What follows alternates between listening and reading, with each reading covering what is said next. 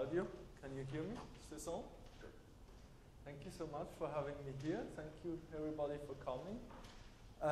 So yes, I will present you the recent brief introduction on the high-speed atomic force microscopy and how we got to do that, and then illustrate on 3 or 4 very biological examples how we apply this to unravel the biological phenomena. So high-speed atomic force microscopy, as you know, AFM works basically like a record player, just that our tip is a nanometer-sized apex that is mounted on a micrometer-sized cantilever that scans the surface, and the deflection of the cantilever is measured on a split photodiode, and this signal is fed into a feedback loop that drives the scanners to contour the sample. So we have an X, Y, and Z movement.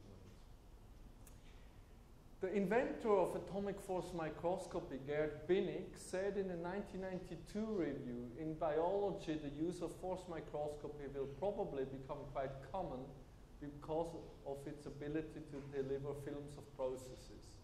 And this promise has been based on the fact that AFM measures in buffer solution and at ambient temperature and pressure. So in principle, you could watch biomolecules at work. They could move and do their things, but unfortunately, until very recently, taking an AFM image took minutes to 10 minutes, and it was just much, much too slow for any of the important biological dynamic processes.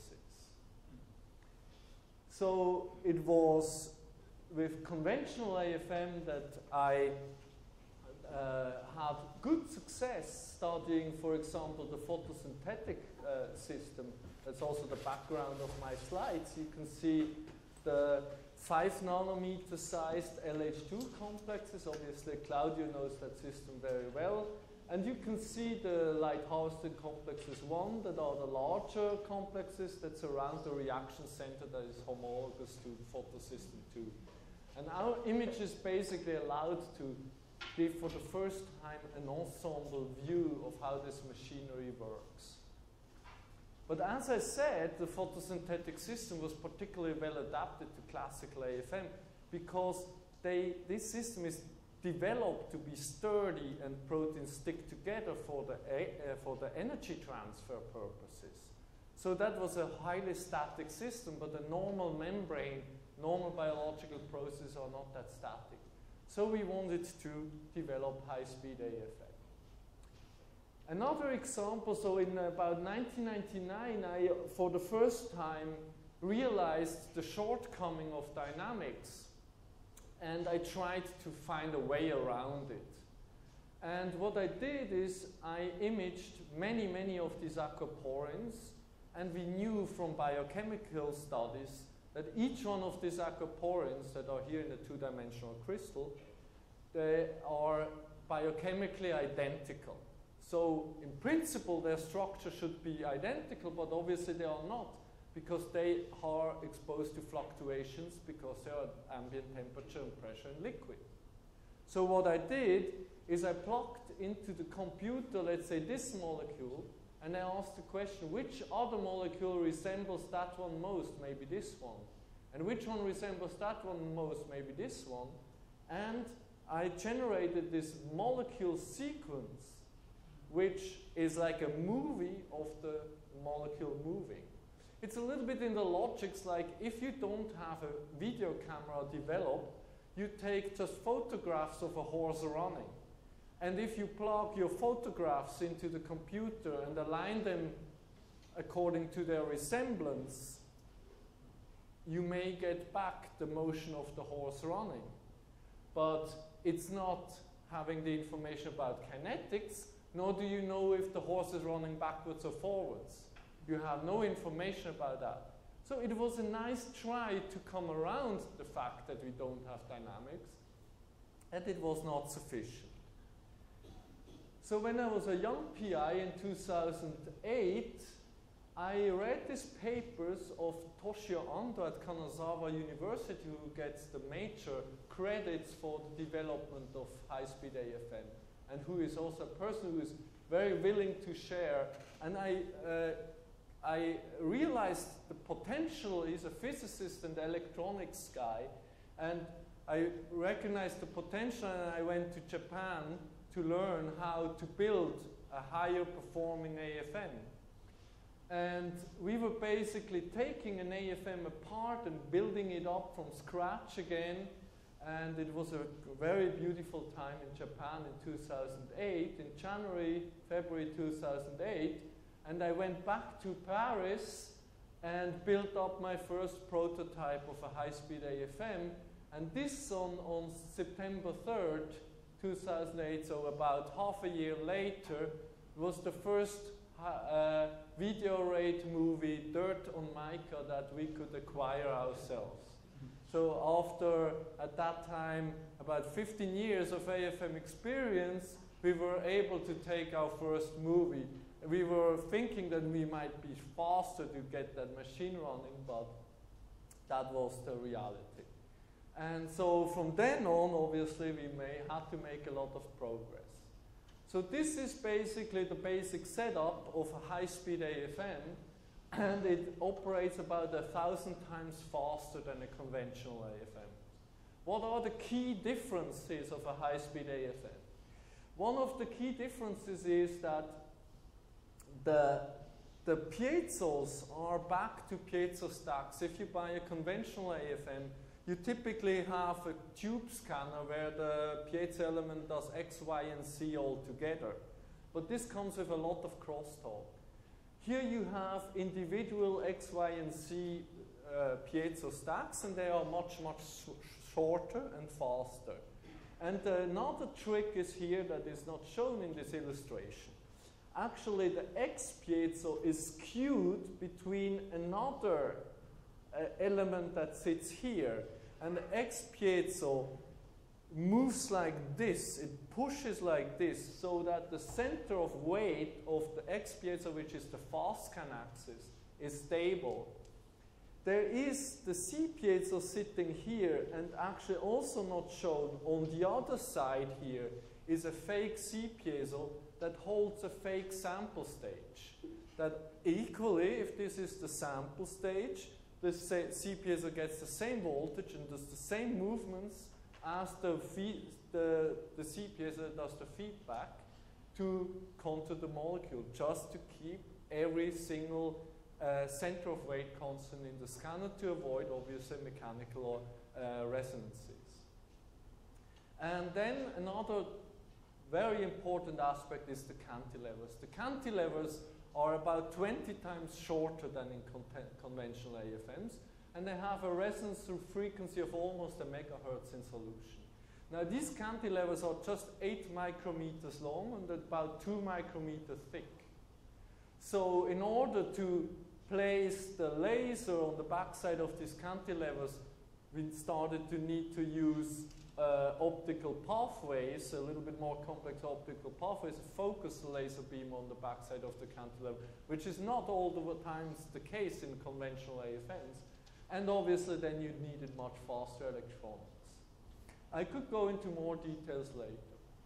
Another aspect that we developed is adding a pumping system that we, some sort of a microfluidic device that allows us to exchange the buffer, which is very important for biological applications. While we're taking movies, we can pump in and out. So basically there's 2 syringes and move back and forward and exchanging the fluid, the environment in the fluid cell as we measure. We also implemented a UV laser, a pulsed UV laser that comes through the same objective that also is used for the AFM laser. And this one is used to uncage molecules so that you can make very fast environmental changes operating inside the high-speed AFM. This was then really our breakthrough movie in 2011. this is individual OMPFs. And now you can see, in contrast to the photosynthetic system, these proteins are about 30% packed in the membrane, and they are allowed to diffuse, rotate, and interact with each other. And we are now able to monitor them, and we were able to describe the entire way how these molecules interact with each other and what were the probabilities of interaction depending on their local membrane environment, with the advantage that in AFM, since you're not looking at labeled molecules, you look at all molecules. So you not only trace one molecule of interest, but you also see all the neighbors. So if one molecule moves to some place, stalls, we know why it's sitting there, because it interacts with a neighboring molecule or something like that. Now obviously you're going to ask me, how fast can you go? And this is our speed limit, this 100 frames per second. So this with a 10 millisecond frame rate, now we could resolve rotation of the molecules. So you can see we had to zoom in into a very small range. And this is based on the fact that, as I said before, the cantilever has a 500 megahertz to 1 kilohertz to 1 megahertz resonance frequency. So if we are able to feed back on a single oscillation cycle of the cantilever, if that signal is good enough, we can in maximum acquire 500,000 to 1 million pixels per second. So you can calculate immediately out on an Excel spreadsheet, if I want to reach this time of temporal resolution, I have to acquire this little pixel. So we have to reduce the scan range if you want to go up with higher frame rate. So this made it possible to drive high-speed AFM now from the second to the 10 millisecond imaging rate. And we have showcased this very beautifully on this project, where we see single transporters, membrane transporters in motion. And I will talk about this if time is enough, but now I will showcase 3 or 4 topics depending on what the time allows. The first one is the structural titration of a receptor ion channel. And this is a collaboration with Pierre-Jean Collinger in Pasteur Institute in Paris and Richard Haidt at Memorial Sloan Kettering. So we're studying GLIC, which is a prokaryotic homologue of the receptor that is very well known. That's the acetylcholine receptor. Is also often referred to the nicotinic acetylcholine receptor because of its affinity to nicotine, and that's for those who smoke know that this works. So this receptor sits in the synapse and is typically stimulated when a action potential reaches the synapse, and then you have the ejection of acetylcholine into the synaptic gap.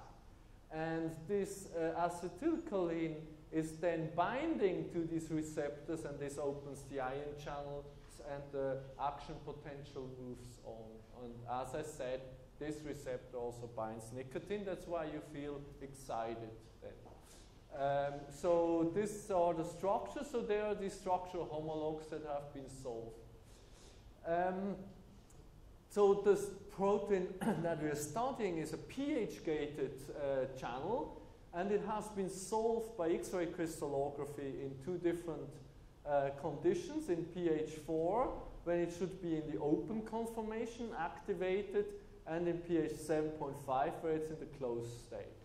So as you can see, these conformations are highly similar, except for these innermost helices that are here a little bit more spread than here. And so this was the premise of our work, if we are able to visualize these conformational changes. We then reconstitute, in our experiments, we do not crystallize the molecules or have them in the detergent. We reconstitute the proteins back into membrane. We check in negative stain electron microscopy, and we see these flower-shaped molecules sitting in the membrane vesicles. and then we know the reconstitution was successful. And this is the sample that we study with the high-speed AFM. And so here you see these high-speed AFM movies. And as you can see here very nicely, these pentameric molecules, you can see the hole in the center. In the best frames, you can clearly see the pentameric structure. And as I am talking here, this buffer exchange system is working. So we're starting in the open conformation, and while I'm talking now slowly, we're titrating into the higher pH to close the channel. And then we see dramatic molecular rearrangements and conformational rearrangements from this open pentameric state here to this closed state where they are more hexagonal arranged. But I go immediately further to the next slide because the experiments are even more tempting, because this is a double titration where we go from low pH to high pH and back to low pH. And this is a very challenging experiment. Look at the beautiful resolution on the single channels here. And so these movies take sometimes up to an hour, because obviously we cannot allow ourselves to exchange the buffer too quickly because of the flow in the system. And so we observe the conformational changes from this pentameric assembly in this rather non-conventional arrangement into this hexagonal pattern where the channels seem to be closed on the extracellular phase, and then reversible, the conformation is back. So we wanted to have a little bit more insights into what is going on. So first we analyzed the supramolecular assembly of the molecules. For this we calculated the intermolecular angular distribution. And without any surprise, these molecules here have three vectors that are about 60 degrees spread with each other at 165, 15, and 45, corresponding to the hexagonal packing that is visible to the eye for us. And like half a year ago, I would have said this is a random assembly. It has a much more complex angular distribution. I will come back to that. Next, we analyzed the intermolecular distances, and we find that the open state molecules are much closer together. Thus, they are much thinner than the closed state, where the distances are in average 8.4 nanometers, while the average for the open state is 7.5 nanometers, and this is fully reversible. Next, we analyzed using Voronoi tessellation the area that each molecule occupies. And in agreement with this, despite the fact that in this assembly at the open conformation at low pH, you have all these areas of lipid here in between the molecules, the area that they occupy in average here is significantly larger than in the open state. So the molecules get really wider. Now, when we calculated the Voronoi tessellations to assess the molecular area, we were also assessing how many neighbors do they have. So we here color-coded is the pentamers, the hexamers, those that have 6 neighbors and those that have 7 neighbors.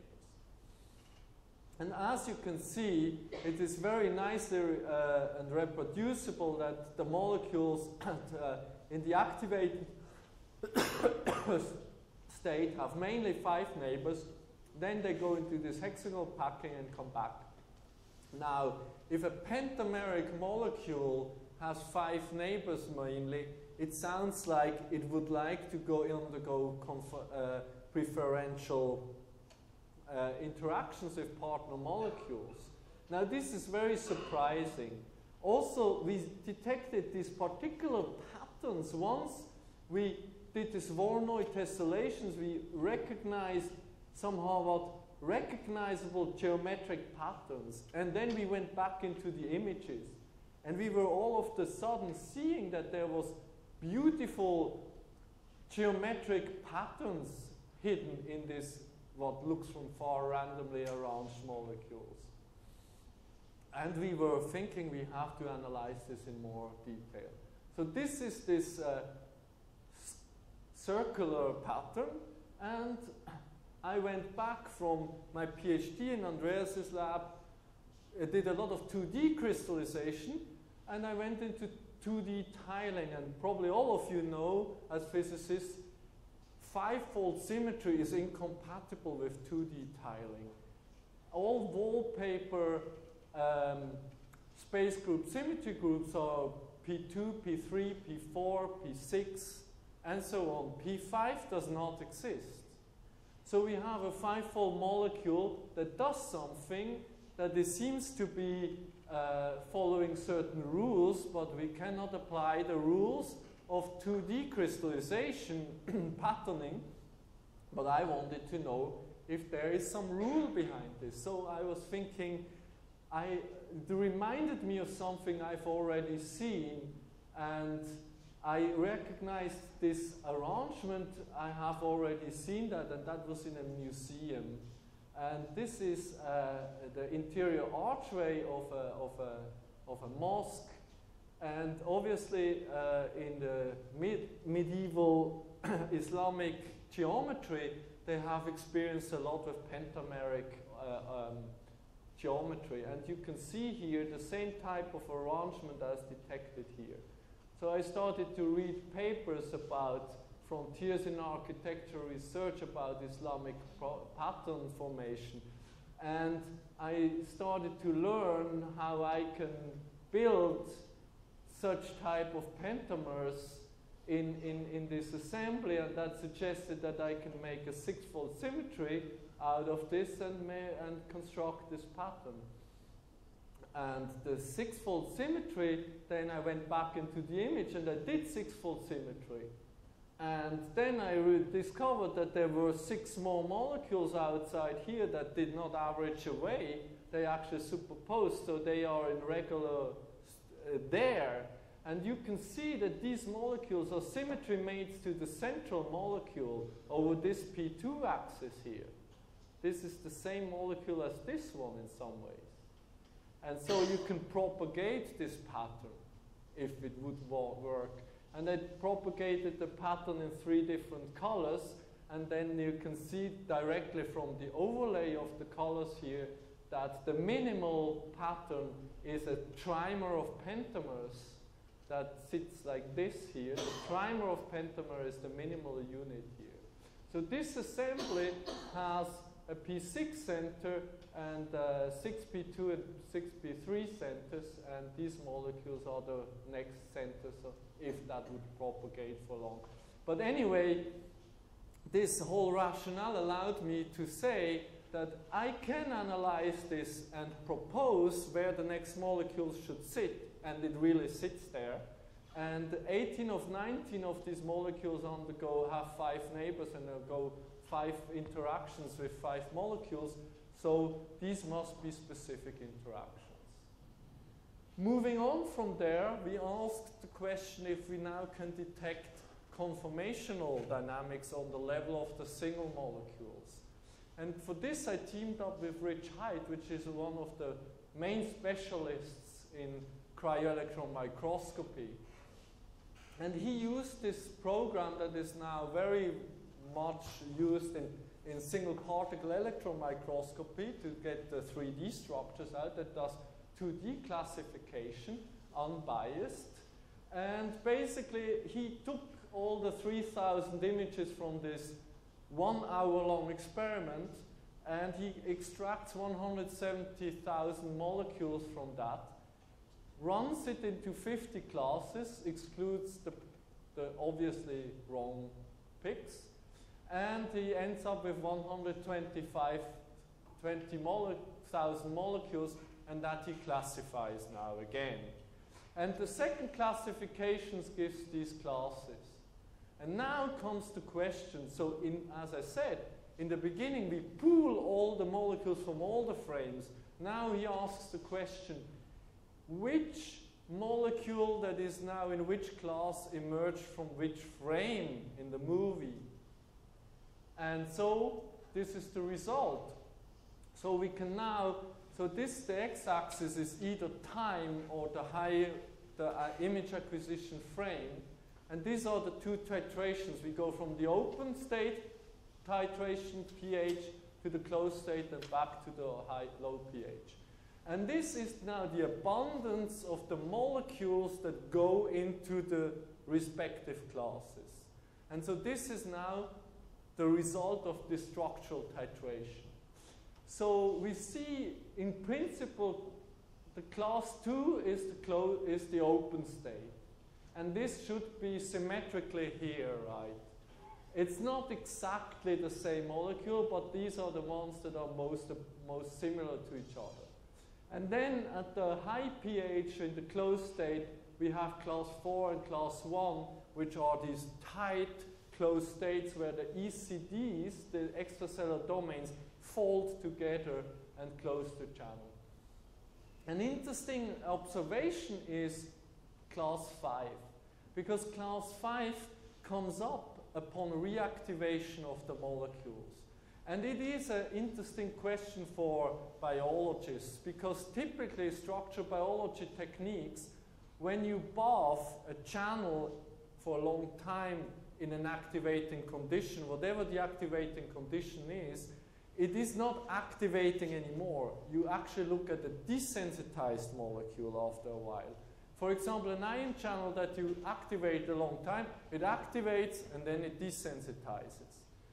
And we think that this might be an intermediate, either a very soft open state or an intermediate where individual subunits start to open up because they start to be protonized and bound by ligand and go into the desensitized state. So this is the summary. So the activated state is a rather thin molecules where the ECDs are spread out wide and they undergo specific protein-protein contacts, while in the closed state, the ECDs fold together on the top and the molecule enlarges and the molecules are rather not in favorable interactions with each other. Another topic that we are treating is with quinanimijan at Weill Cornell, and this is the conformational changes related to gated in a cyclic nucleotide gated channel. Cyclic nucleotide gated channels are important in pacemaking, the way you think, the way you see. So basically in the signal cascade, a cyclic nucleotide binds here in this what is called the cyclic nucleotide binding domain, and somehow it transfers the signal into this part of the protein which is called the pore domain, and this pore domain opens for ions to pass through. Again, we do the same thing. We reconstitute this into membrane, we perform a EM, and then we look at it in the AFM. And in the AFM, we can see the molecules being packed up and down. So as you could see on the slide before, this phase, which is the extracellular phase, is rather flat. And on the intercellular phase, you have this huge cyclic nucleotide binding domains. So if the molecules and the majority of the molecules are up and down oriented, you can measure directly this about 5 nanometers height difference between the molecules on this phase. On the other hand, we find these smaller patches where we have nice 2D crystals, and this allows us obviously to boost the resolution, and in this case all the molecules are in one direction oriented. And these are the high resolution AFM topographs. This is the extracellular phase where you have where the molecules are very flat. They're just about 0.3 nanometers high. And as you can see, every second molecule is a little bit tilted with respect to the other one and sticks a little bit further out. And on the other side, in the beginning, we had trouble to assign this because you see these tetragonal stars, but then we clearly could assign the high protrusion at 4.4 to 4.6 nanometers protrusion from the membrane that correspond to the CNBDs. Now, Greener does electrophysiology. So you put the channels into a black lipid membrane and measure current. And then she exposes the molecule to cyclic AMP, like in the physiological function, and without any surprise, the channel opens. You can see this is the closed state, this is the open state, and it has an open probability. It jumps into the open probability. Then, if you have no cyclic AMP, the channels are silent, obviously, and then if you add again cyclic AMP, they open again. That's a single channel, of course, not they. Interestingly, cyclic GMP is a very poor agonist, or an antagonist, let's call it for the purpose, because it has an open probability of about 0.001. So just occasionally one can see an opening. But it binds to the same binding pocket. It outcompetes cyclic AMP from the binding pocket. So what we did is image here the channels in cyclic AMP, and we see this star-shaped conformation. And at 250 seconds, we flush in cyclic GMP, and then you will see a dramatic conformational change occurring here from the side, and each of the CNBDs undergoes a conformational change, as you can see here, and then the whole membrane is covered by these donut-shaped molecules. So here this is this activated state of the cyclic AMP-bound CNG channel, and this is the inactivated state, the cyclic GMP-bound molecule. So now we wanted to look at this in more detail, and here you can see beautifully high-resolution topographs right during the transition, and this is also very beautiful because there in this membrane you can see nicely still activated channels coexisting with the inactivated ones, and you can see how they stand in these lattice ranges here, and you can clearly see how that can propagate as in this movie here to transfer the molecules from one state into the other. Now, on the molecular level, we can see that upon activation, the activated state, the cyclic AMP binding domains are lower. They're about 6 angstrom lower than in the cyclic GMP state, and the radius from the four-fold symmetry axis is wider. They're spread out by about 4 angstrom compared to the inactivated state. So, and obviously, then we wanted to show if this conformational change is reversible, and this is a very difficult experiment to do. So in the beginning, we start in the activated state. We flush in excess of cyclic GMP. We go into the inactivated state here, and now we pump back in. You use the pump then and go back into the cyclic AMP state, and after a long experimental period, we see this coming back the activated state molecules. We needed to use the pump this time because we used such an excess of cyclic GMP that we had to dilute it away out, otherwise it would always outcompete the cyclic AMP. So this dilutes it out and cyclic AMP comes in. So the conformational change is reversible, like in electrophysiology. So now we discovered the following. We only have a high resolution structure of the inactivated state. So this is the higher resolution structure that we dock into the AFM topograph. You can see here nicely, these are these molecules that are sticking up a little bit higher with the 4 turrets here, these 4 the box-shaped molecules. So now we just look at these same molecules when we rotate them around by 180 degrees, and look at the C and BDs now in the inactivated state. And now we see we oriented in the right way, as in this other 2D crystal for your illustration. And we see that the C and BDs do not match this position as in the experiment. In contrast, we have to rotate the C and BDs by 25 degrees clockwise for activation to reach precisely a superposition of the activated state cyclic nucleotide binding domain orientation. Doing this, we discovered another phenomenon. We could see that there must be a change also in the so-called voltage sensor domain, because the protein makes contact with each other with this domain here. This is maybe more interesting for specialists, but it has an interesting effect in some of the movies we acquired where we exposed the proteins to inactivated state, where entire pieces of the membrane fall off, showing a dramatic conformational change in this region, as it seems like the coexistence of the channels in a tightly packed membrane is almost impossible. Anyway, so this is the summary of the conformational changes detected.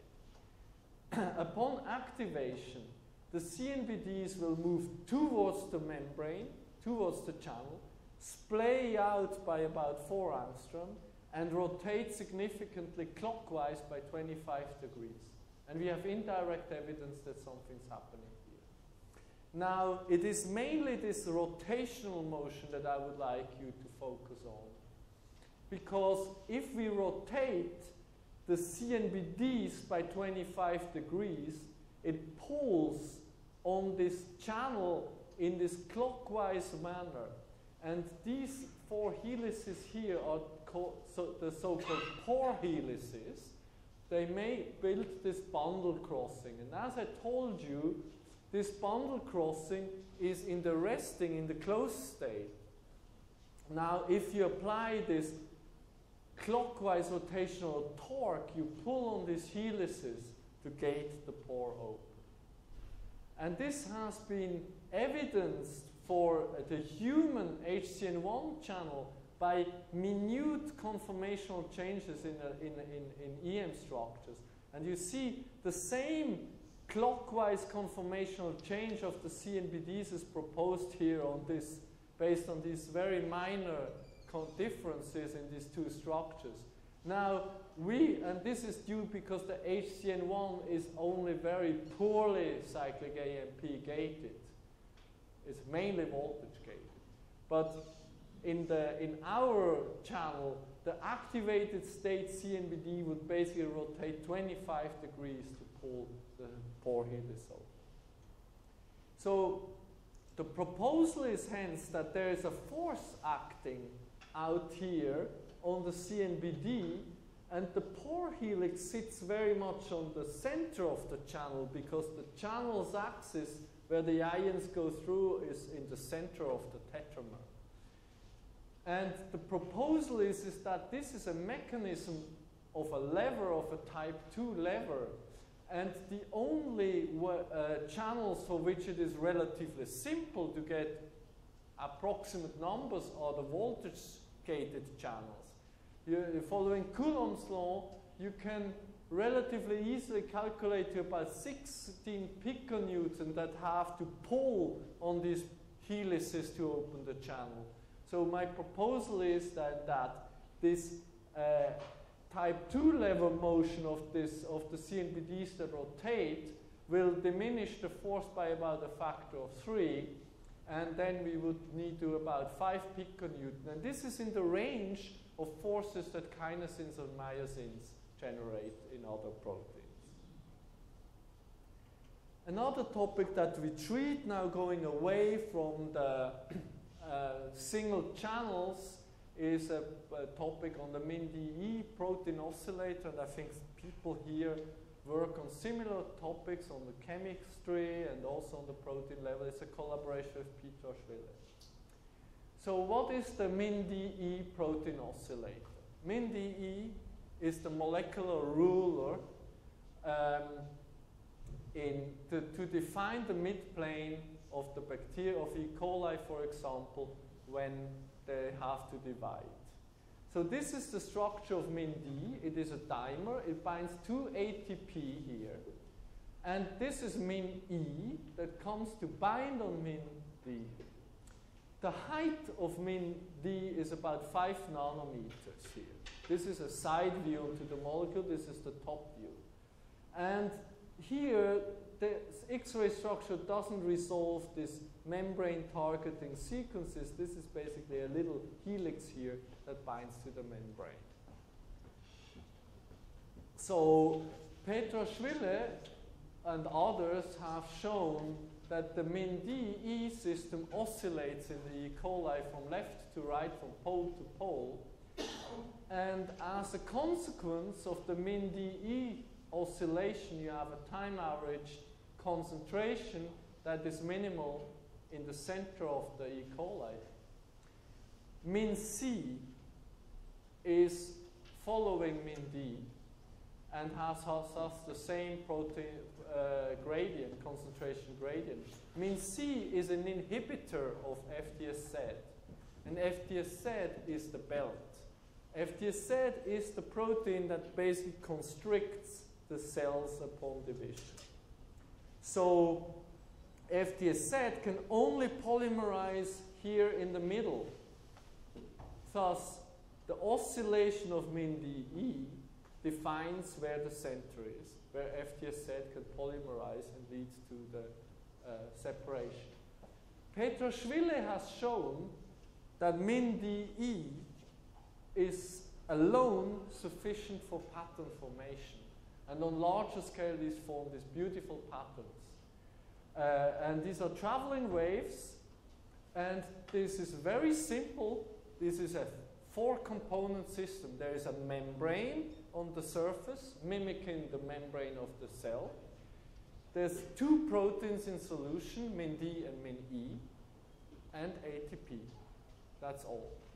And so MinD binds ATP, sits on the membrane, then MinE comes, binds to MinD, and activates the ATPase activity, upon which MinD hydrolyzes ATP and dissociates from the membrane. And this generates these waves, as we can see here.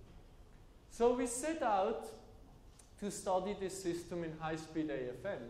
So the system is as follows. We have a sample holder, and now we just add little vesicles of the membrane. So we have these small vesicles sitting on bilayer patches on the sample. We watch it with high-speed AFM. We have MinD, MinE, and ATP in solution. Goes on the membrane, gets activated by MinE, dissociates. So the bare membrane is about 5 nanometers high, and when MinD sits on it, it's about 10 nanometers high. And this is the type of movies that we acquire. So here you can see 2 patches that sit basically at 5 nanometers from each other. And you can see that each individual patch oscillates here. So this is the bare lipid, now it's MinD covered. So since we're not having, as in the fluorescence microscopy experiment, an infinitely large bilayer where you see these waves, you have now point oscillators. So we can track the height of every single of the single patches as a function of time, and then it goes into the 5 nanometer state, which is the bare bilayer, the 10 nanometer state, which is covered with protein. Okay, so this is the type of data we get. So we imaged this experiment, which is a beautiful experiment because we have several patches, and we just then started to realize how fortunate we were in the system. So each of these patches that we call A, B, C, and D oscillate now as with the MinDE oscillator. And we recorded the height oscillation between 10 and 5 nanometers. I repeat, 5 nanometers is the bare bilayer, 10 nanometers is MinD covered. And you can see by bare eye, largest patches display longer oscillation periodicity. Now this is very strange, and visual inspection number 2 is not, it's rather the associated state that is prolonged. So we are analyzing, then we are treating these curves in the following way. We are defining by calculating the first derivative, the peaks of association and dissociation, and you can see obviously these are highly cooperative processes. Boom, everybody covers the membrane, it goes off, and apparently silent periods. So we have a T on, the time when the patch is covered, we have a T off when the patch is empty, and we have a velocity, which is the peak, the slope of association and dissociation in these regimes. These are the 4 parameters that we check. So let me go through take you through this. So first we look at the time that the molecules are on the patch, off the patch. So this is the time that it is empty, the lipid bilayer. So the empty state is, and we look at it as a function of min D concentration. So more and more min D.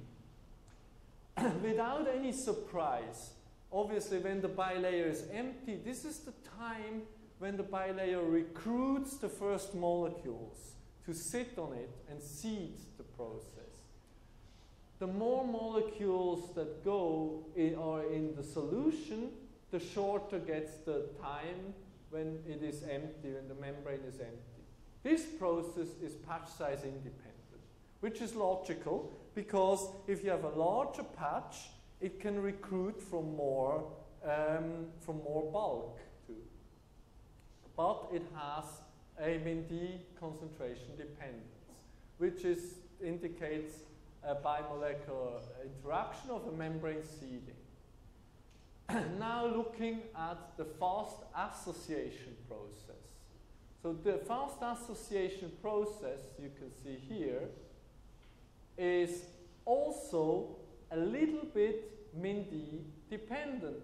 More min D in solution, the faster is this sharp slope. Again, a very logical system, because it means more molecules in the bulk, the faster you can populate during this process, the membrane. Again, no patch size dependence. Now comes the strange thing is the T on has a lot of patch size dependence. So if you look at it, it is interesting is that the slope is basically min D concentration independent. There is a little bit of a dependence of the concentration. So if you have more min D in solution, it tends to a little bit faster, longer on times, meaning that it may seed a little bit before it goes off, reseed the membrane a little bit. Now, finally, the dissociation is both min D fully independent and patch size independent. So the one parameter that we really wanted is the T on, so that this is patch size dependent, and how does that work? But obviously the T on is also the one state where min E has a major influence, because it's the time when min E now goes to min D and starts activating, it forms a complex, starts activating the ATPase activity to remove the patches. So we do the same experiment, but now we keep the min D concentration constant and vary min E concentration. T off, again, patch size independent, but min E dependent. More min E, the longer it is bare, meaning that min E can already activate first seeding min Ds that sit down. it already takes them a little bit off the more min E is in solution. Now the fast association process seems both patch size independent but also min E independent. So once this cooperative, highly cooperative assembly kicks in and these molecules go hundreds in a few seconds onto the membrane, this is independent of min E. Now, going on, now the patch size dependence, the T-on is dramatically enhanced with min E. And obviously, as you can see, if you go to very low concentrations of min E, then they are staying very long on, which is logical also because min E has the tendency to get the min D over the energy barrier to leave the patch, the membrane. And finally, the dissociation is again min E fully independent. So so then we looked into detail, I should finish, into detail into the two processes. We found that the association process, when we look at the height histograms, it goes from low, from the bare to the fully covered membrane, like a shift of height. Now, during the dissociation, we have a coexistence of the higher state and the lower state, which corresponds to sub-patches, sub-areas on the membrane lifting off from the membrane. So the two processes are mechanistically different, and we wanted to know what it is. And for this, we incubated the patch over a very long time with min D and ATP, but without min E. And we have them stable over more than 10 minutes. And then, when we squash them away, we realize min D has started to form filaments on these membranes. So, and these filaments have a persistence length of about 7 min D molecules, which is about 30 nanometers. So summarizing all this, we have an empty membrane, min D comes on, it is a little bit already removed by min E. The more min D, the faster the shorter is this state. But we have an off rate. But now comes the second state where the fast association kicks in. And now filaments are formed. And because these filaments are formed, there is no K off anymore, no dissociation. And this is why you have this highly cooperative, very fast association process. Now the membrane is covered. Now this depends on many parameters, but obviously it is min E that activates the process. And obviously it removes entire filaments as sub-patches on the membrane. Now we can evidence that the larger patches have longer on times because there is an avidity between the many min Ds that sit in a filament. So min E starts to activate them, but if you have a long filament, they still are attached on the membrane by those min D that are not yet associated. If you make the patch really small, you go over this barrier earlier because the filaments are short, and then they dissociate. And that makes a biological sense because we hypothesize that at patches that are much smaller than the physiological patch in the bacteria, that should not survive. That should not create like noise waves. So only patches that have a certain size are able to create persistent waves. And with this, I would like to stop. I'm already running over time. And quickly show the people who did the work. Work has been done by Atsushi Miyagi, Iruan, and Arin Marchesi. This is the team. Thank you very much for your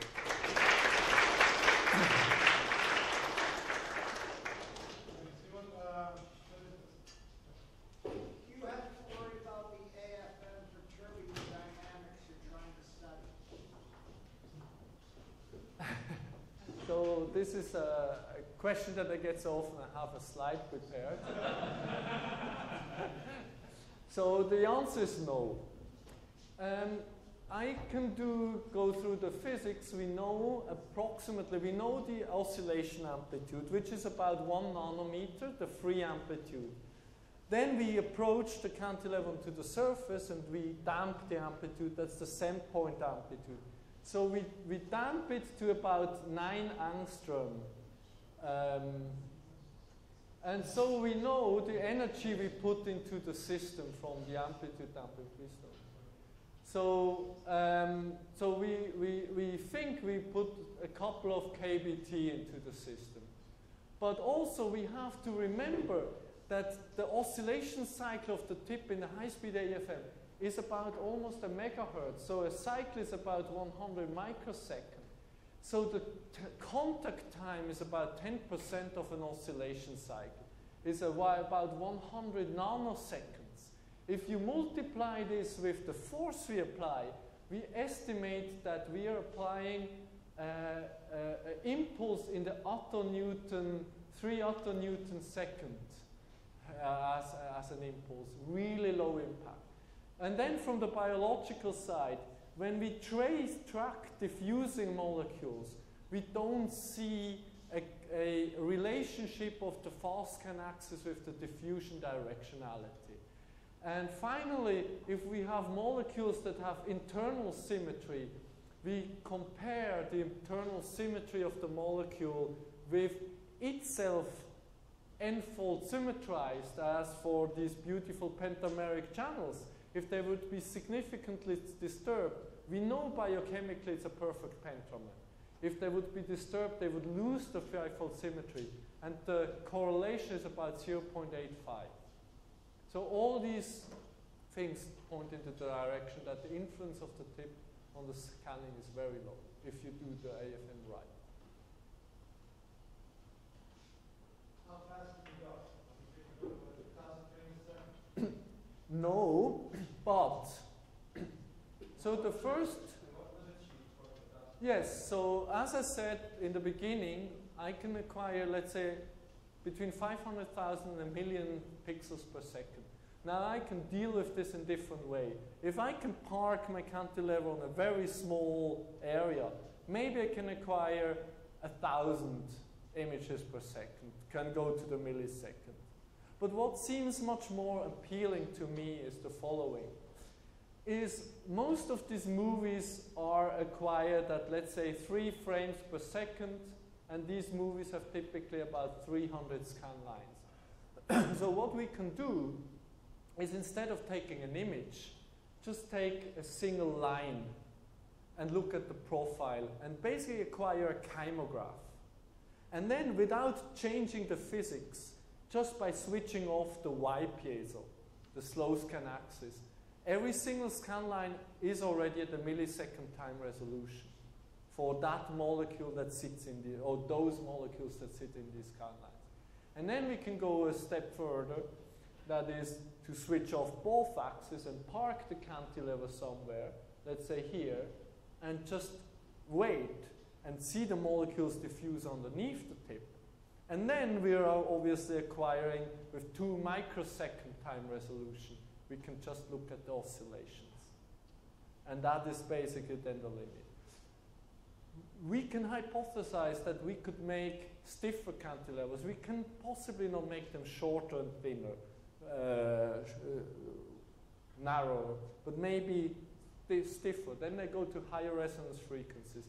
But then typically they have higher Q factors.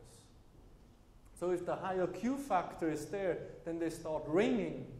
So you would have somehow to compensate, make some sort of an active Q control to compensate for that ringing of your cantilever upon that it has a souvenir of what it just felt, right?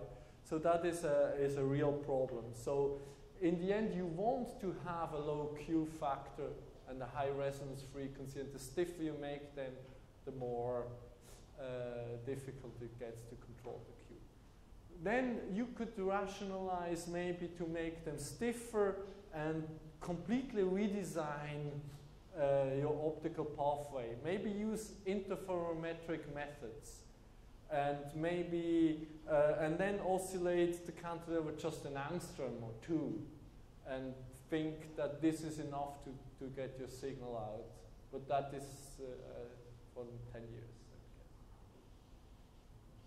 So the structure model you introduced, demonstrating the resting state versus the active state, compare with the Whitting graphics model, which one creates more intimacy?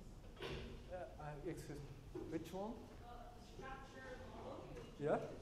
versus the Whitting graphic model. So which one? Whitting? Yeah, the diagraphic model. Oh, yes, yeah. So we know the resting state structure. We have the high resolution structure from cryo-EM here, this one. We know the resting state structure of from cryo-EM of the resting state. And we know from high-speed AFM how much the CNBDs rotate. And basically the proposal is that this is pulling on these bundle crossing helices with a lever to pull the channel over. The problem is that, as you've seen, the open probability is far below 0.5. And actually this open probability is even lower if you don't apply a voltage, which people apply in electrophysiology. So if you have a low open probability, even in excess cyclic AMP, then the people put it on the electron microscopy grid, a very low percentage of the molecules that you just freeze at that time are activated. Most of them are in the closed state. That's why the people solve the closed state structure.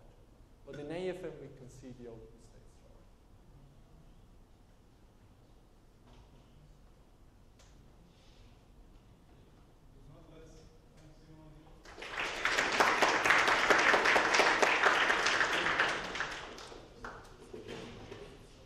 Yes.